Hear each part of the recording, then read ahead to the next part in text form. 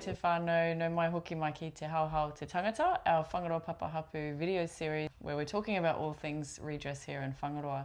Today I'm having a kōrero with Whangaroa Hapū's mandate project coordinator Kylie Kara. Kia ora. Tēnā koe. Thank you, Mai.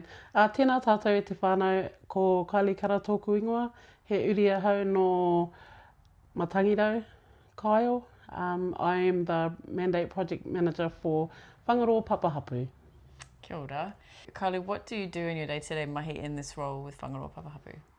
A lot of my role involves me needing to talk to hapu, just getting their opinions and their whakaaro around what the mandate project looks like for them. So different mediums of communications, it can be online, it can be kanohi if I see them in person, it can be via messages or social media. Social media seems to be a good plug that whānau are using to engage with this kaupapa. That's what we're seeing as well, yeah. A lot of our whānau are predominantly on social media, right? Yeah. And I suppose that's where a lot of the awareness around my tūranga, my position has been brought about. So I found it quite helpful.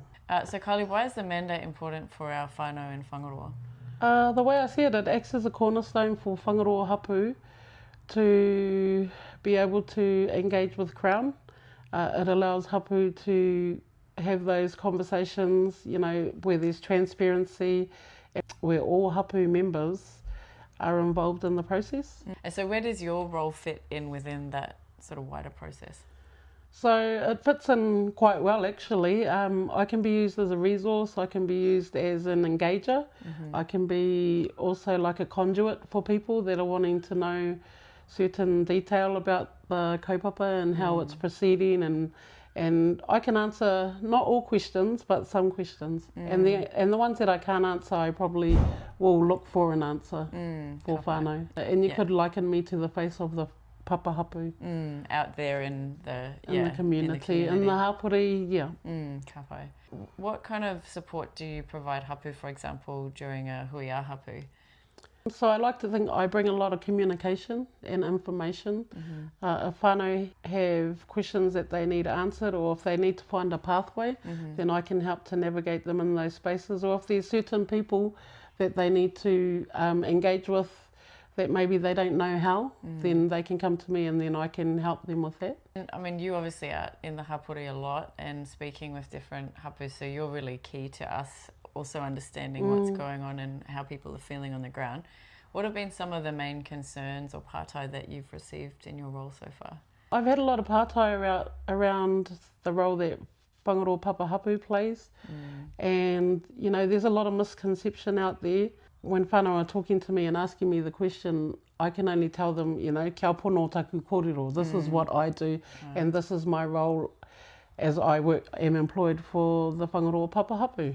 I suppose too, it's like I'm the guide, you know, and I'm the navigator, so I'm going to guide people or hapu to their destination. So for us, when we're looking at mapuna and getting a kai kōrero for hapu to represent at the tepu for Te Waka Meninga, then, you know, those are the places that I can help facilitate, inform whānau, you know, because there are some qualities, you know, that the kai kōrero needs to have. So, you know, just ensuring whānau are well informed. I think for me, as a mandate project manager, I've found that there are hapu that want to be a part of this kaupapa, and no mai haere mai whānau, you know, that's what we want. We want whānau that want to be involved. We're not forcing anyone.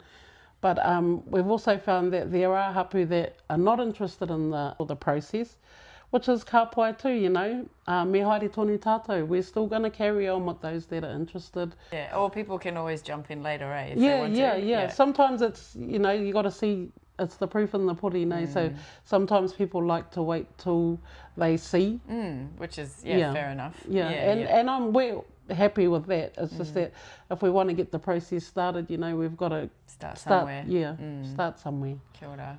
Yeah. So just finally, Kylie, what's coming up next for our hapu within this redress process, and how are you involved with that? Currently, we're still in the hui-ā-hapū stages. Those are going really well. So the next steps after that is we'd really like to encourage our whānau, our hapu, to look at who they would consider to be a good hapu representative for them to be able to step into the next phase, which would be māpuna, and then meeting it with te waka minenga. Really encouraging whānau, you know, to get into this process, the selection process for their hapu representative, so that we've got the best of the best sitting at the table for our whānau. The next few months will be really important, I think, for our hapu or uri of Whangaroa. So, as always, whānau, you can follow us on Facebook, on Instagram, or on YouTube. Until next time, mā te wā, and we'll see you again soon.